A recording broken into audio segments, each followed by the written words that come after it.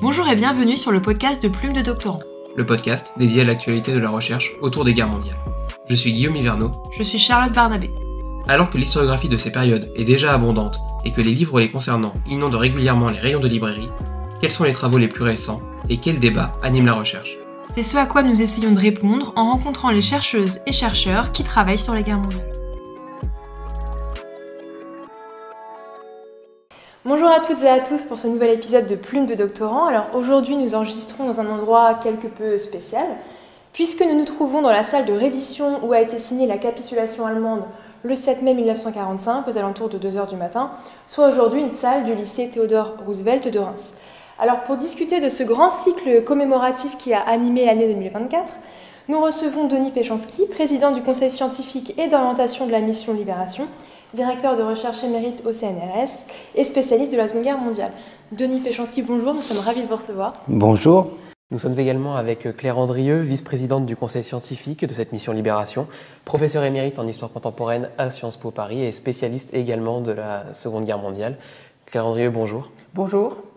Alors avant de rentrer dans le vif des commémorations, est-ce que vous pourriez un petit peu rappeler pour nos auditeurs ce qu'est la mission Libération et peut-être plus précisément le conseil scientifique que vous avez dirigé? Bien, la mission a été mise en place à la demande du président de la République pour les 80 ans des commémorations de 44-45.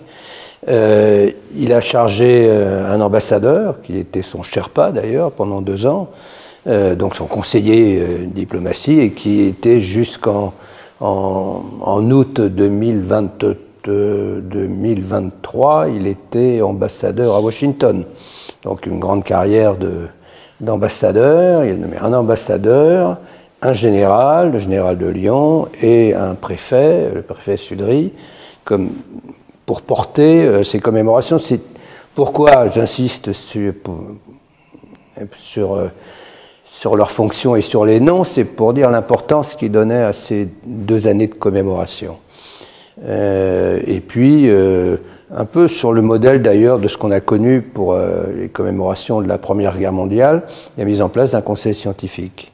Et d'un conseil scientifique que j'ai l'honneur et le plaisir de présider. Et on accompagne ces commémorations, aussi bien évidemment sur les grandes orientations à la fois voulues par le président, conseillées aussi par nous. Et il y a une forte convergence effectivement vers ce qui est en train de se dérouler depuis plus d'1 an et qui va jusqu'à la fin 2025. Et donc ce cycle commémoratif, il a commencé début 2024, on va penser notamment à la panthéonisation de Manouchian, puis elle s'est poursuivie avec des commémorations dans le Vercors, à Plumelec ensuite, pour commencer la semaine normande, entre guillemets. Est-ce que ça a été un choix particulier d'orienter dans un premier temps ces commémorations autour de la résistance? Là, c'est en fonction de la chronologie des événements, en fait. Et même avant, on a eu le débarquement en Afrique du Nord, on a eu le débarquement en Corse. Donc, ce que vous notez bien par votre question même, c'est cette pluralité mémorielle. Et ça, c'est au cœur de la volonté du président, mais c'était aussi au cœur de ce que nous souhaitions dans le cadre de la mission, à savoir ne pas rendre compte simplement des grands événements militaires, et elles ont ô combien de l'importance, de ces grandes batailles, de ces débarquements, mais aussi de montrer l'articulation avec la résistance intérieure, aussi l'emboîtement entre résistance intérieure et résistance extérieure. Vous citiez le cas de Plumelec. Il faut quand même rappeler, pour ceux qui ne connaissent pas bien cette histoire, que là, des dizaines de milliers de militaires allemands ont été bloqués en Bretagne par la résistance, donc les maquisards, qui ont été rejoints par des SAS, donc et des Français pour la plupart, qui sont venus depuis Londres. Donc là, on a une convergence entre résistance intérieure et résistance extérieure pour aider au débarquement, parce que ces dizaines de milliers, ils n'ont pas pu aller sur le front de Normandie. Bon. Et en même temps, dans cette séquence normande qui a été extrêmement dense, jusqu'à évidemment la très symbolique, très forte commémoration d'Omaha Beach. Bon. Mais avant, on a eu donc Plumelec, mais on a eu aussi, pour la première fois, un hommage rendu officiellement aux victimes des bombardements civils. Alors on se dit, contre les civils, alors on se dit, oui, d'accord, les bombardements, c'est les Allemands qui... Non, non, c'est les bombardements alliés. Il faut savoir que pendant les 4 mois, là, la Normandie a connu à peu près 20 000 morts. 20 000 morts, c'est bien plus que tous les morts qu'ils ont connus pendant toute l'occupation. Bon. Vous imaginez ce qu'a pu être aussi le traumatisme pour ces populations. C'est la double peine. Ils ont vécu ce qu'ils ont vécu, la mort, les destructions, bon. Et en même temps, qu'est-ce qui se passe après? Après, c'est l'oubli. Qu'est-ce qu'on fait avec les bombes qui sont larguées par les copains qui viennent vous libérer? On n'en fait rien. Et tout l'enjeu, déjà François Hollande, il y a 10 ans, dans un discours devant le mémorial de Caen, et là, à Saint-Lô, donc la capitale des ruines, donc détruite à 95%, c'était comment réintégrer cet épisode, ces populations, dans la mémoire collective de la Deuxième Guerre mondiale. Et puis si on prend un autre exemple, Vassieux en Vercors. Bien sûr, c'est l'hommage aux maquisards, et c'était très, très émouvant et très fort, et c'était important qu'ils viennent à Vassieux. C'est d'ailleurs l'une des villes compagnons de la Libération.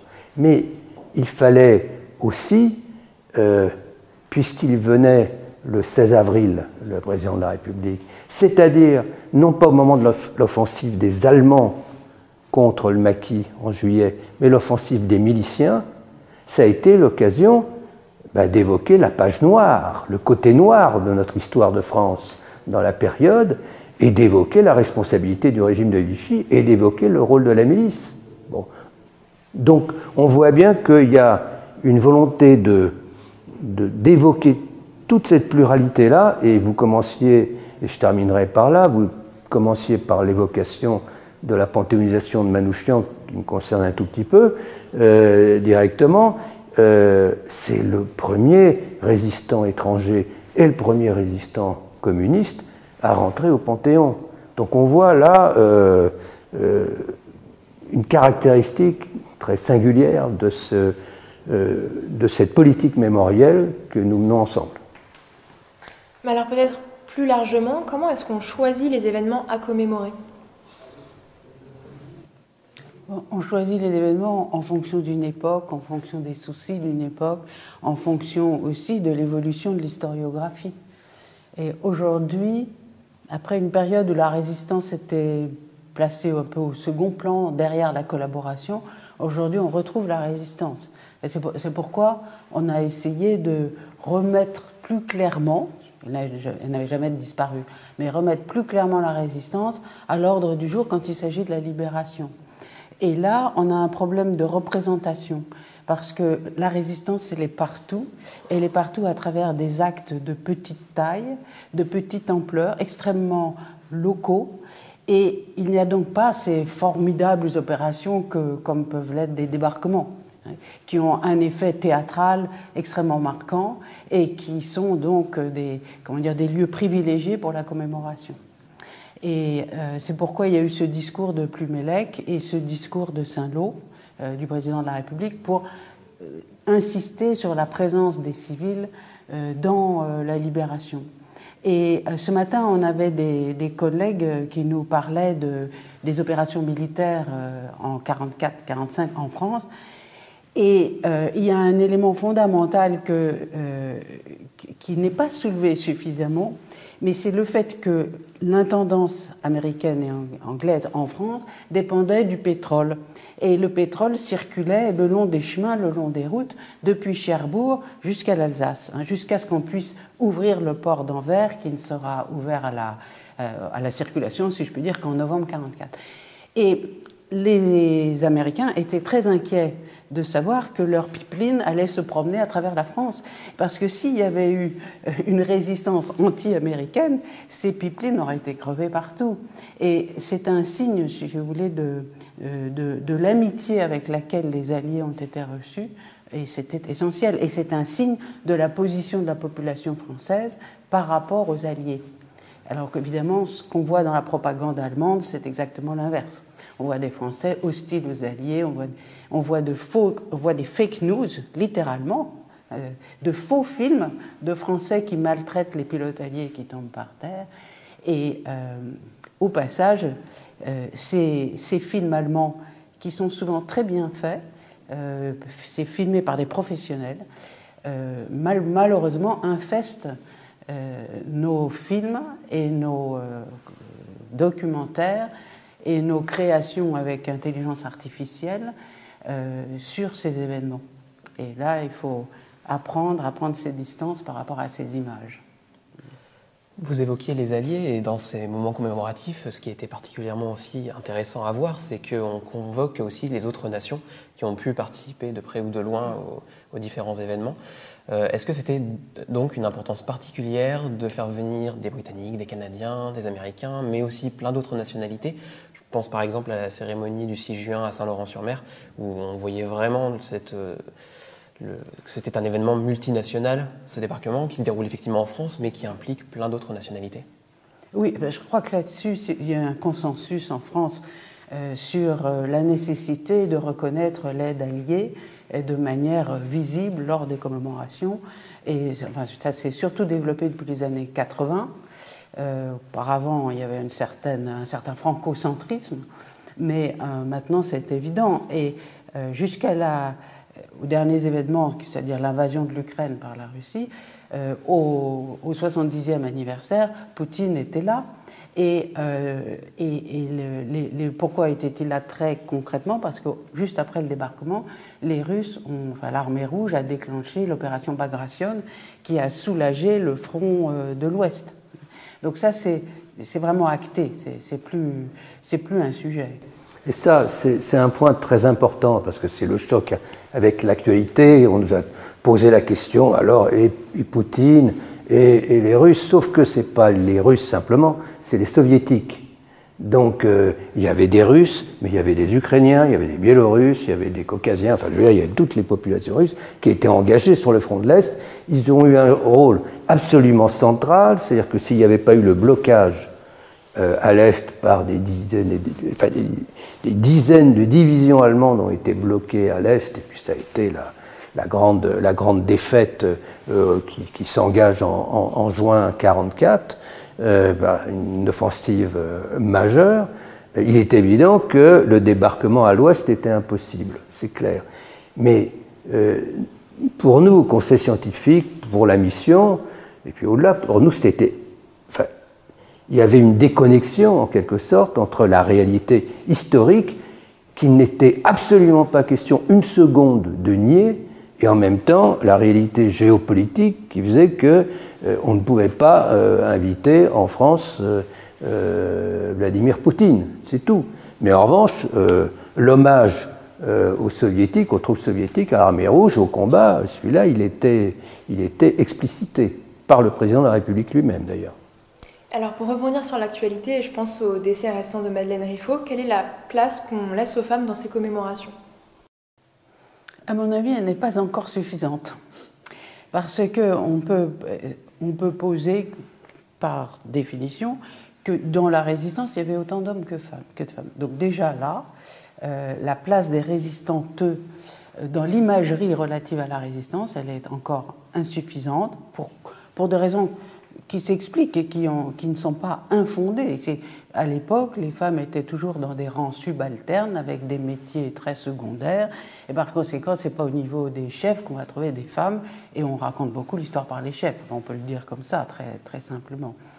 Par ailleurs, les femmes dans les armées, à l'époque, il y en avait très peu. Il y avait les ambulancières, on a vu ça hier à la sous-préfecture de Reims.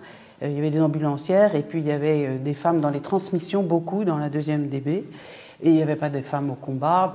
Bon, il n'y avait pas de femmes pilotes, il n'y en avait pas dans les avions de bombardement ni dans les avions de chasse. Il y avait quand même 1 ou 2 femmes dans les transports d'avions nouvellement construits à l'intérieur de l'Angleterre. Il y avait notamment une Française qui transportait les avions de leur lieu de construction sur les bases anglaises pour être délivrés aux pilotes masculins. Donc là, je pense qu'on peut encore mieux faire, mais on est quand même sur la bonne voie. Et puis pour l'anecdote, nos mères ont été déportées toutes les deux comme résistantes. Ont connu quelques moments intéressants dans un camp à Ravensbrück. Voilà, heureusement elles sont revenues, sinon on ne serait pas là, mais ça nous marque un peu tout ça. Bien sûr. Et il semble d'ailleurs que tout ce moment commémoratif de 2024, l'accent était porté sur les témoins. Et d'ailleurs, un des rôles de la mission Libération était aussi d'organiser une collecte d'archives. Donc je voulais vous poser la question, concrètement, quelle était la place de le retour aux sources pour les historiens que vous êtes? C'est une question cruciale. C'est-à-dire qu'il était d'abord essentiel de faire en sorte que à la fois la transmission et l'appropriation soient à l'ordre du jour. Alors la transmission, ça voulait dire qu'on mobilise des écoles, des établissements scolaires. Là, on a eu plus de 1000 initiatives qui ont été labellisées par la mission. Donc on voit bien que dans toute la France, les collègues, avec leurs élèves, se sont mobilisés. Et ça, c'est absolument fondamental, surtout au moment où disparaissent, évidemment, au moment où disparaissent les derniers témoins. On voit bien, vous évoquiez Madeleine Riffaut, oui, elle est morte il y a 3-4 jours, elle avait 100 ans, et c'est un personnage assez exceptionnel. Bon, donc, la question de la transmission est essentielle, la question de l'appropriation. Et l'appropriation, ça voulait dire que ça ne soit pas simplement une histoire de commémoration par des responsables politiques ou militaires, mais aussi que ça part de la base, ça parle de la population. Nous, on a souhaité, sur le modèle d'ailleurs de la Première Guerre mondiale, qu'il y ait un appel, et le président a officiellement lancé cet appel, pour qu'on trouve de nouvelles archives, les archives qui sont dans un grenier, qui vont être jetés. Bon, les films, parce qu'il y avait des films qui ont, évidemment, il n'y avait pas pour la Première Guerre mondiale dans les greniers, mais pour la Deuxième Guerre mondiale, oui, il y en avait pas mal, des films d'amateurs. Donc qu'on puisse les déposer dans les archives publiques, et qu'on puisse les utiliser. Et ça, pour nous, c'est absolument crucial, effectivement. Alors ce cycle commémoratif ne s'achève pas avec 2024, mais avec 2025. Quelles en sont donc les grandes perspectives? Voilà, il y a plusieurs étapes qui sont évidentes. D'abord, on a Auschwitz en janvier, 27 janvier. La libération d'Auschwitz et la découverte d'Auschwitz, ça sera le point d'orgue là de la référence, même si on sait très bien qu'il y avait un camp de concentration et un centre de mise à mort, camp d'extermination, et puis le Auschwitz III qui était, on ne va pas dire camp de travail parce que c'était un camp de concentration, mais exploitation pour une usine, pour l'Allemagne, mais évidemment, ça va être d'abord le symbole de la Shoah, de la mise en œuvre de la solution finale en Europe et en France pour nous. Donc un point essentiel qui se trouvera, évidemment, la commémoration se fera à Auschwitz même. Bon, mais on va avoir aussi dans la foulée le moment très important, c'est le 8 mai. Et en fait, là, on est dans le contexte de Reims et de la première capitulation, celle du 7 mai, mais ça ne plaisait pas à Staline, donc il voulait que ça se passe à Berlin. Et donc on a certes, on a un soviétique qui était présent, mais enfin, la vraie capitulation, entre guillemets, Elle s'est faite à Berlin le lendemain, le 8 mai. Mais le couple 7 mai-8 mai va être un moment extrêmement important, bien entendu. Et puis on va continuer. Il y a d'autres événements cruciaux, d'ailleurs encore à déterminer, les derniers combats. Là, les libérations, les dernières poches, je pense à la dernière, celle de La Rochelle. Et on peut penser aussi à ce qui se passe aussi dans le Pacifique. C'est une guerre mondiale. Les 2 bombes atomiques, c'est au mois d'août 1945. Bon. Et dans la foulée, la capitulation du Japon. Bon. Et puis, voilà, il se posera la question de l'articulation, la sortie de guerre. Et là, c'est un des thèmes centraux d'un des colloques que nous organisons. Oui, parce qu'en plus, la mission Libération organise aussi des manifestations scientifiques. Aujourd'hui, nous sommes réunis à Reims, c'était pour une rencontre autour des combats 1944-1945. Il y aura, si je ne me trompe pas, un colloque sur les femmes. Il y aura aussi un colloque sur les sorties de guerre. Oui, il y aura au mois de mars, on a, avec Appel à Communication, organisé un colloque assez important. Il y aura une trentaine de communicants sur le thème des femmes à la libération. Donc de 1944 à 1946, avec une hypothèse double, c'est-à-dire d'un côté, c'est un moment où il y a une vraie fenêtre dans le mouvement d'émancipation des femmes. Il y a beaucoup d'ouvertures légales, notamment accès des femmes, par exemple, à la fonction de jury au tribunal, accès des femmes à la fonction de la magistrature, c'était impossible jusque-là, accès des femmes à la diplomatie. Et le droit de vote. Et puis alors le droit de vote, oui, j'oublie l'essentiel. Et en même temps, un mouvement finalement plus profond de société qui fait que les femmes doivent rester à leur place, c'est-à-dire fondamentalement au foyer. Et donc il y a 2 mouvements relativement contradictoires et on va étudier ça. Et notamment, on va s'appuyer sur un film dans lequel le rôle titre est celui de Madeleine Barrault. Et le film s'appelle « Le ciel est à vous ». Et c'est très intéressant parce que c'est un film qui a été conçu sous Vichy. Et c'est l'histoire d'une femme qui devient aviatrice alors qu'elle est mariée, si je me souviens bien, avec un aubergiste.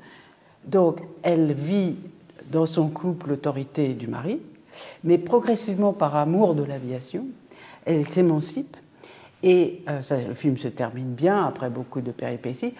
Et c'est amusant parce qu'il a eu beaucoup de succès sous Vichy, il sort au début 1944, et il a eu beaucoup de succès à la Libération.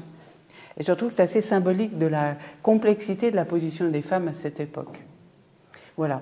Donc là, on va bien s'amuser, si je puis dire. Et après, il y a encore un colloque qui aura lieu à Nantes sur la reconstruction, le rétablissement des Français dans une vie quotidienne normale. Les sorties de guerre. Les sorties de guerre, voilà, ce qu'on appelle aujourd'hui les sorties de guerre.